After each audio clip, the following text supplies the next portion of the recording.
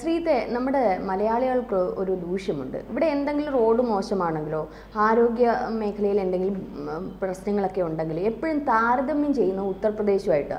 U പിയിൽ നിങ്ങളൊന്ന് പോയി നോക്കൂ, എന്തൊരു ഗതികെട്ട അവസ്ഥയാണ് അവിടെ ജനങ്ങൾക്ക് എന്ന് സ്ഥിരം നമ്മൾ കേൾക്കുന്ന ഒരു പല്ലവിയാണ്. പക്ഷെ ഇപ്പോൾ നമ്മുടെ യോഗി ആദിത്യനാഥിനെ പ്രശംസിച്ചുകൊണ്ട് പാകിസ്ഥാൻ വരെ രംഗത്തെത്തിയിരിക്കുകയാണ്.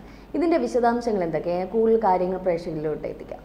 ചേച്ചി സൂചിപ്പിച്ചതുപോലെ തന്നെ കേരളത്തിലെ അടിസ്ഥാന വികസനവുമായി ബന്ധപ്പെട്ട്, ആശുപത്രിയുമായി ബന്ധപ്പെട്ട്, വിദ്യാഭ്യാസപരമായി, നാം സാമ്പത്തികപരമായി എന്തെടുത്ത് നോക്കിയാലും ഉത്തർപ്രദേശുമായി ബന്ധപ്പെട്ടാണ് വലിയ രീതിയിൽ താരതമ്യം ചെയ്യുന്നത്. കാരണം അതൊരു ജനസംഖ്യാപരമായി നോക്കുകയാണെങ്കിൽ വെറും നമ്മൾ ഒരു 3.5 കോടിയും അവിടെ 20 കോടിയിലധികം ജനങ്ങളുള്ള സംസ്ഥാനമാണ്. ആ സംസ്ഥാനത്താണ് ഇപ്പോൾ പാകിസ്ഥാൻ താരതമ്യം ചെയ്തിരിക്കുന്നത്. ഞങ്ങളുടെ പാകിസ്ഥാനിൻ്റെ രാജ്യവുമായാണ് അവിടുത്തെ ധനകാര്യമന്ത്രി താരതമ്യം ചെയ്തിരിക്കുന്നത്. നമുക്ക് തന്നെ അറിയാവുന്നതാണ്, കുറച്ച് നാൾ മുൻപ് ഇന്ത്യ പാകിസ്ഥാൻ സംഘർഷം ഉണ്ടാകുമ്പോൾ എല്ലാവരും വിലയിരുത്തിയതാണ് ഇന്ത്യയോട് പിടിച്ചു നിൽക്കാൻ കഴിയാത്തൊരു രാജ്യമാണ് പാകിസ്ഥാൻ എന്നും, അവർക്ക് നമ്മുടെ ഒരു സംസ്ഥാനത്തിൻ്റെ പോലും കഴിവില്ല. ഒരു ഏറ്റവും വലിയ ഒരു 5 സംസ്ഥാനം എടുക്കുകയാണെങ്കിൽ അവരുടെ സാമ്പത്തിക സ്ഥിതി, അവരുടെ ആ രീതിയിലുള്ള ഒരു വികസനമോ ഇല്ലാത്ത രാജ്യമാണ് ഈ പാകിസ്ഥാൻ എന്ന് പലതവണ ഇന്ത്യ ആവർത്തിച്ചത് തന്നെയാണ് അവിടുത്തെ ധനകാര്യമന്ത്രിയും വ്യക്തമാക്കിയിരിക്കുന്നത്. അദ്ദേഹം ഉത്തർപ്രദേശുമായാണ് താരതമ്യം ചെയ്തിരിക്കുന്നത്. കൃത്യമായ കണക്ക് വെച്ചാണ് ആ താരതമ്യം. അവർക്ക് ഈ സിന്ദൂറുമായി ബന്ധപ്പെട്ട്, ഓപ്പറേഷൻ സിന്ദൂറുമായി ബന്ധപ്പെട്ട് അവർ പലതും പറഞ്ഞിരുന്നു. ഞങ്ങൾ വികസനത്തിൽ മുന്നിലാണ്, ഞങ്ങൾക്ക് ഇന്ത്യയെ കടത്തിവെട്ടാൻ കഴിയും, അതോടൊപ്പം തന്നെ ഞങ്ങളുടെ കയ്യിൽ ആണവായുധമുണ്ട്. പക്ഷേ സാമ്പത്തികം മാത്രമില്ലെന്ന് അദ്ദേഹം തുറന്ന് സമ്മതിച്ചിരിക്കുകയാണ്. അവിടുത്തെ ധനകാര്യമന്ത്രിയാണ് പറഞ്ഞിരിക്കുന്നത്, ഔറംഗസേബാണ്. അദ്ദേഹം ഒരു ദേശീയ അസംബ്ലിയെ അഭിസംബോധന ചെയ്യുമ്പോഴാണ് ഇത്തരം പരാമർശം നടത്തിയിരിക്കുന്നത്. അദ്ദേഹം ഞാൻ മുൻപ് സൂചിപ്പിച്ചതുപോലെ തന്നെ കൃത്യമായി തന്നെ താരതമ്യം ചെയ്യുകയാണ്. കാരണം ഈ പാകിസ്ഥാൻ്റെ ഒരു വർഷത്തെ ബഡ്ജറ്റ് $62 ബില്യൺ. പക്ഷേ ഈ ഉത്തർപ്രദേശിലേക്ക് വരുമ്പോൾ അത് $97 ബില്യൺ അതിൻ്റെ ഒരു വർഷത്തെ വാർഷിക ബഡ്ജറ്റ്. പക്ഷേ ഇത് പാകിസ്ഥാനെ വെച്ച് നോക്കുമ്പോൾ, താരതമ്യം ചെയ്യുമ്പോൾ 16% കുറവാണ്. അത് എന്തായാലും അത് യോഗിയുടെ കഴിവായാണ് ഈ മന്ത്രി തന്നെ ചൂണ്ടിക്കാട്ടുന്നത്. നമുക്ക് കുറച്ച് നാളുകളായി തന്നെ പാകിസ്ഥാൻ്റെ ഈ സാമ്പത്തിക സ്ഥിതി പരിശോധിക്കുമ്പോൾ ബലൂചിസ്ഥാൻ വിഷയവും അതോടൊപ്പം തന്നെ പാക് അധിനിവേശ കാശ്മീരിൻ്റെ വിഷയവുമായെല്ലാം ബന്ധപ്പെട്ട് അവർ വലിയ രീതിയിൽ സാമ്പത്തികമായി തകർച്ചയിലാണ്. പ്രത്യേകിച്ച് ഇടക്കാലത്ത് അറിയാമല്ലോ, ശ്രീലങ്ക വലിയ രീതിയിൽ സാമ്പത്തികമായി തകരുന്ന ഒരു കാഴ്ച ഉണ്ടായിരുന്നു. അതിന് സമാനമായ ഒരു സാഹചര്യമാണ് ഇപ്പോൾ പാകിസ്ഥാനിലും. അവർക്ക് ആയുധങ്ങൾ വാങ്ങാൻ മാത്രമാണ് അവരുടെ ഫണ്ടുള്ളത്. പ്രത്യേകിച്ച് ഈ വലിയ രീതിയിൽ അവർ വികസനത്തിലൂടെ, നികുതിയിലൂടെ എല്ലാം പിരിച്ചെടുക്കുന്ന പൈസ മുഴുവൻ ഈ പ്രതിരോധ ആവശ്യങ്ങൾക്ക് വേണ്ടി, സൈനികർക്ക് വേണ്ടിയുമാണ് അവർ ഉപയോഗിക്കുന്നത്. നമ്മുടെ നാട്ടിൽ ഈ സാധാരണക്കാരായ ജനങ്ങളാണല്ലോ വലിയ രീതിയിൽ കോടീശ്വരന്മാരായി ഉയർന്നു വരികയും അവർ പണം ഉണ്ടാക്കി വികസനത്തിലൂടെ, ബിസിനസ്സിലൂടെയുമെല്ലാം പണം ഉണ്ടാക്കുമ്പോൾ, പക്ഷെ സൈനികരാണ് അവിടുത്തെ സാമ്പത്തികമായി മുന്നിൽ നിൽക്കുന്നത്. അവിടുത്തെ ഓരോ ഉദ്യോഗസ്ഥരുടെ കയ്യിലും, സൈനിക ഉദ്യോഗസ്ഥരുടെ കയ്യിലും കോടിക്കണക്കിന് രൂപയാണ്. അവരാണ് ആഡംബര ജീവിതങ്ങൾ നയിക്കുന്നതും. ഈ പ്രത്യേകിച്ച് ലാഹോർ മേഖലയെല്ലാം പരിശോധിക്കുമ്പോൾ അവിടെ ഏറ്റവും കൂടുതൽ ഈ വലിയ വീടുകളും കൊട്ടാരങ്ങളും പണിത് ജീവിക്കുന്നത് സാധാരണക്കാരല്ല, അവിടുത്തെ ജനങ്ങളല്ല, മറിച്ച് ഇത്തരം സൈനിക ഉദ്യോഗസ്ഥരാണ്. അവർക്ക് വേണ്ടിയാണ് അവിടുത്തെ മുഴുവൻ പണവും ഉണ്ടാകുന്നത്. ആ പണങ്ങൾ ഈ അവിടുത്തെ വ്യവസായങ്ങൾ നിയന്ത്രിക്കുന്നത്, പ്രധാനപ്പെട്ട കാര്യങ്ങൾ നിയന്ത്രിക്കുന്നത് സർക്കാരല്ല, അവിടുത്തെ സൈനികമാണ്. സൈനികരാണ് ഈ നികുതി പിരിച്ചെടുക്കുകയും അവരുടെ മക്കൾക്ക് വേണ്ടിയും അവരുടെ ഭാര്യമാർക്ക് വേണ്ടിയുമല്ല വിദേശ രാജ്യങ്ങളുടെ ഈ ബാങ്കുകളിൽ കോടിക്കണക്കിന് രൂപ നിക്ഷേപിക്കുകയും അവരെ രക്ഷപ്പെടുത്താൻ. കാരണം ഈ ഓപ്പറേഷൻ സിന്ദൂറുമായി ബന്ധപ്പെട്ട് നാം പരിശോധിക്കുകയാണെങ്കിൽ ഈ സംഘർഷം മൂർച്ഛിക്കുന്ന പശ്ചാത്തലത്തിൽ അവിടുത്തെ സാധാരണക്കാരെ അവർക്ക് മാറ്റിപ്പാർപ്പിക്കാൻ കഴിഞ്ഞില്ല. പക്ഷേ അവരുടെ എല്ലാം ഈ ഉദ്യോഗസ്ഥരുടെയും സർക്കാർ ഉന്നത പദവിയിൽ ഇരിക്കുന്നവരുടെ എല്ലാം ഭാര്യമാർ അതിവേഗം തന്നെ ബ്രിട്ടനിലേക്ക് പോകുന്ന ഒരു കാഴ്ചകളും വാർത്തകളും എല്ലാം വന്നിട്ടുണ്ട്. ആ രീതിയിലാണ് എന്തായാലും അവിടുത്തെ പാകിസ്ഥാൻ്റെ സാമ്പത്തിക സ്ഥിതി ഉള്ളത്. ആ സാമ്പത്തിക സ്ഥിതി ഓരോ വർഷം കഴിയുന്തോറും ഇടിയുകയാണ്. കാരണം ഇവർ ഭീകരവാദികൾക്ക് മാത്രമാണ് പ്രാധാന്യം നൽകുന്നത്. അവിടുത്തെ അടിസ്ഥാന സൗകര്യങ്ങൾക്കോ, അവിടുത്തെ വിദ്യാഭ്യാസ ആവശ്യങ്ങൾക്ക് വേണ്ടിയോ, അവിടുത്തെ സാധാരണ ജനങ്ങളുടെ ജീവിതം മെച്ചപ്പെടുത്തുവാനോ ഒന്നും അവർ പണം നൽകുന്നില്ല. വിദ്യാഭ്യാസപരമായി നമുക്കറിയാമല്ലോ, ഈ വിദ്യാഭ്യാസപരമായി കുറച്ച് നാളുകളായി ഉണ്ടായ തകർച്ചയാണ് ആ രാജ്യത്ത് ഇത്രയും വലിയ രീതിയിൽ ഭീകരവാദം വളരാൻ കാരണമായത്. കുട്ടികൾക്ക് വിദ്യാഭ്യാസം നൽകുന്നില്ല. ഈ മലാലയുമായി ബന്ധപ്പെട്ട് നമുക്ക് തന്നെ അറിയാമല്ലോ, അവിടെ മലാലയ്ക്ക് ഈ നോബൽ സമ്മാനം ലഭിക്കാനുണ്ടായ കാരണം തന്നെ ഈ വിദ്യാഭ്യാസപരമായ വിഷയമാണ്. അവിടെ പെൺകുട്ടികളെ സ്കൂളുകളിൽ അയക്കരുതെന്ന രീതിയിലുള്ള വലിയ പത്തുകൾ പുറപ്പെടുവിക്കുകയും പിന്നീട് ആ സ്കൂളിൽ പോകുന്ന വിദ്യാർത്ഥികളെ ആക്രമിക്കുകയും ചെയ്യുന്ന ഘട്ടത്തിലാണ് ഈ മലാലയ്ക്ക് തന്നെ വെടിയേൽക്കുന്ന ഒരു സാഹചര്യമുള്ളത്. അങ്ങനെ നോക്കുകയാണെങ്കിൽ ഈ വിദ്യാഭ്യാസപരമായുള്ള തകർച്ച ആ രാജ്യത്തെ വലിയ രീതിയിൽ ഭീകരവാദത്തിലേക്കാണ് തള്ളിവിടുന്നത്.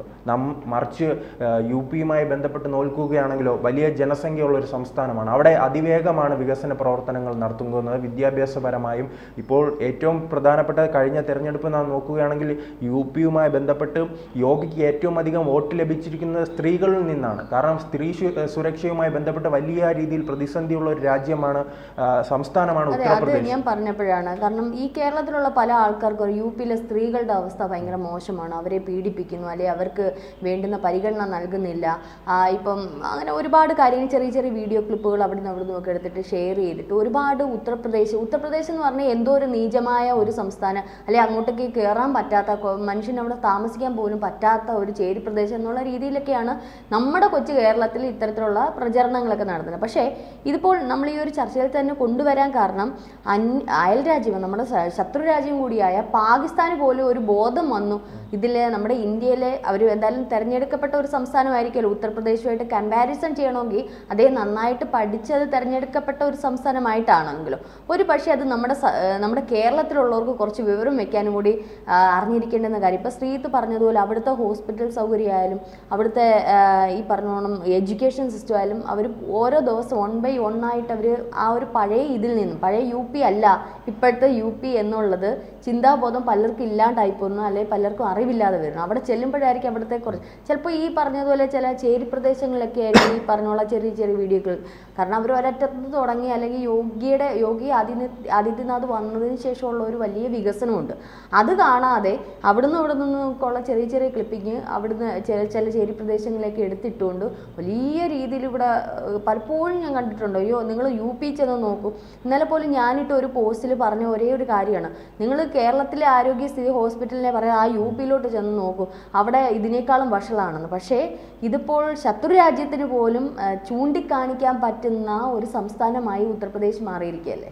ഈ സ്ത്രീ സുരക്ഷയുമായി ബന്ധപ്പെട്ട് തന്നെ തിരിച്ചു വരികയാണെങ്കിൽ, കാരണമെന്ന് പറയുമ്പോൾ പല സ്ത്രീകൾക്കെതിരെയും കേരളത്തിൽ ആക്രമണം നടക്കുന്നുണ്ട്, പരാതികൾ വരുന്നുണ്ട്, കോടതിയിൽ പോകുന്നുണ്ട്. അവസാനം ഇതിൻ്റെ ശിക്ഷകൾ എന്താണ് ലഭിക്കുന്നതെന്ന് നാം പരിശോധിക്കേണ്ടിയിരിക്കുന്നു. വലിയ രീതിയിൽ ഈ പ്രതികൾ രക്ഷപ്പെടുകയാണ്. അവസാന ഘട്ടം നമ്മുടെ കോടതി എപ്പോഴും തെളിവുകളുടെ അടിസ്ഥാനത്തിലാണല്ലോ വിധി പറയുന്നത്. പോലീസിൻ്റെ സർക്കാരിൻ്റെ എല്ലാം സ്വാധീനം അവസാന ഘട്ടത്തിൽ വരികയും കോടതിയിൽ കൃത്യമായ തെളിവുകൾ ഹാജരാക്കാൻ പോലീസ് തിരിക്കുകയും ചെയ്യുന്നത് കൊണ്ടാണ് നാം ഇടുക്കിയിൽ കണ്ടിട്ടുണ്ട് പല അവസാന ഘട്ടം വിധികൾ പരിശോധിച്ചാൽ ഇവർ രക്ഷപ്പെടുകയാണ്. പക്ഷെ അങ്ങനെയല്ല, മറിച്ച് UP-യിലാണെങ്കിൽ കൃത്യമായ ശിക്ഷയാണ്. അവർ ഒരു കൊച്ചുകുട്ടിയെ പീഡിപ്പിക്കുന്നവനാണെങ്കിൽ പിന്നെ അതെ ഇടയ്ക്ക് അങ്ങനെ ഒരു സംഭവം ഉണ്ടായില്ല, ഒരു കുട്ടിയെ പീഡിപ്പിച്ച ആ ഒരു പോലീസ് ഓഫീസർ കണ്ട് വെടിവെച്ച് കൊല്ലുക UP-യിലല്ലേ സംഭവിച്ചത്. കാരണം കൃത്യമായി തന്നെ പെട്ടെന്ന് നടപടി എടുക്കുകയാണ്. അതുപോലെ തന്നെ ആരോഗ്യ മേഖലയുമായി ബന്ധപ്പെട്ട് സൂചിപ്പിച്ചു. അതും വെറും നമ്മൾ 3.5 കോടി ജനങ്ങളുമായാണ് ഈ ഇത്രയും മോശമായ ആരോഗ്യസ്ഥിതിയിലേക്ക് പോകുന്നത്. നാം തിരുവിതാംകൂറിന്റെ കാലത്ത് മുതൽ തന്നെ വലിയ രീതിയിൽ ആരോഗ്യപരമായ മുന്നേറ്റം ഉണ്ടാക്കാൻ കഴിഞ്ഞിട്ടുണ്ട്. അതിനെയാണ് ഇപ്പോഴത്തെ സർക്കാർ ചൂണ്ടിക്കാട്ടുന്നത്, ഞങ്ങൾ അതുണ്ടാക്കിയെന്ന്. പക്ഷെ പുതിയൊരു കാലമുണ്ടല്ലോ, പുതിയ കാലത്ത് സാങ്കേതിക വിദ്യയുടെ അടിസ്ഥാനത്തിൽ ഈ സ്വകാര്യ ആശുപത്രികൾ വലിയ രീതിയിൽ വളരുമ്പോഴും നമ്മുടെ സർക്കാർ സംവിധാനങ്ങൾ ഒരു 20 വർഷം 30 വർഷം മുൻപ് എന്താണ് ഉണ്ടായിരുന്നത് അവിടെ തന്നെയാണ് നിൽക്കുന്നത്. കാരണം ഇതൊന്ന് സ്വകാര്യ ആശുപത്രിയും നമ്മുടെ സർക്കാർ ആശുപത്രിയും തമ്മിലൊന്ന് താരതമ്യം ചെയ്താൽ തന്നെ മനസ്സിലാക്കാൻ കഴിയുന്നതാണ്. പക്ഷേ ഇപ്പോഴും നാം അവകാശപ്പെടുന്ന നമ്പർ 1 എന്നാണ്. കാരണം ഒരു 20 വർഷം മുമ്പ് നാം നമ്പർ 1 ആയിരുന്നു. പക്ഷെ 20 വർഷം ശേഷം എല്ലാ സംസ്ഥാനങ്ങളും മുന്നേറുമ്പോൾ അത് കായിക മേഖല പരിശോധിച്ച പോലെ അതാണ്. കായിക മേഖലയിൽ ഒരു കാലത്ത് കരുണാകരൻ്റെ എല്ലാം കാലത്ത് അദ്ദേഹം വലിയ രീതിയിൽ നമുക്ക് കായിക മേഖലയുമായി ബന്ധപ്പെട്ട് വലിയ വികസനങ്ങൾ കൊണ്ടുവരികയും പ്രത്യേകിച്ച് ഈ കായിക മേഖലയുമായി ബന്ധപ്പെട്ട് നിൽക്കുന്നവർക്ക് വലിയ സാമ്പത്തിക സഹായം നൽകുക, മികച്ച മൈതാനങ്ങൾ നൽകുക, അങ്ങനെയെല്ലാം ചെയ്തിട്ടുണ്ട്. പക്ഷേ ഇപ്പോൾ ആ സ്ഥലത്തേക്കെല്ലാം ഹരിയാനയും പഞ്ചാബും അടക്കമുള്ള പുതിയ സംസ്ഥാനങ്ങൾ വരികയാണ്. അതോടൊപ്പം തന്നെയാണ് ആരോഗ്യ മേഖലയുമായി ബന്ധപ്പെട്ട് വ്യവസായവുമായി ബന്ധപ്പെട്ട് നമുക്ക് പണ്ട് തന്നെ അറിയാവുന്നതാണ്. പണ്ട് മുക്കിലും മൂലയിലും തമിഴരുണ്ടായിരുന്നു. ഈ തമിഴ് നമ്മുടെ വീട്ടിൽ ആക്രി പറക്കാനും ആ രീതിയിലെല്ലാം സ്ഥിരമായി വരുന്നതെല്ലാം കുട്ടിക്കാലത്ത് കണ്ടിട്ടുള്ളൂ.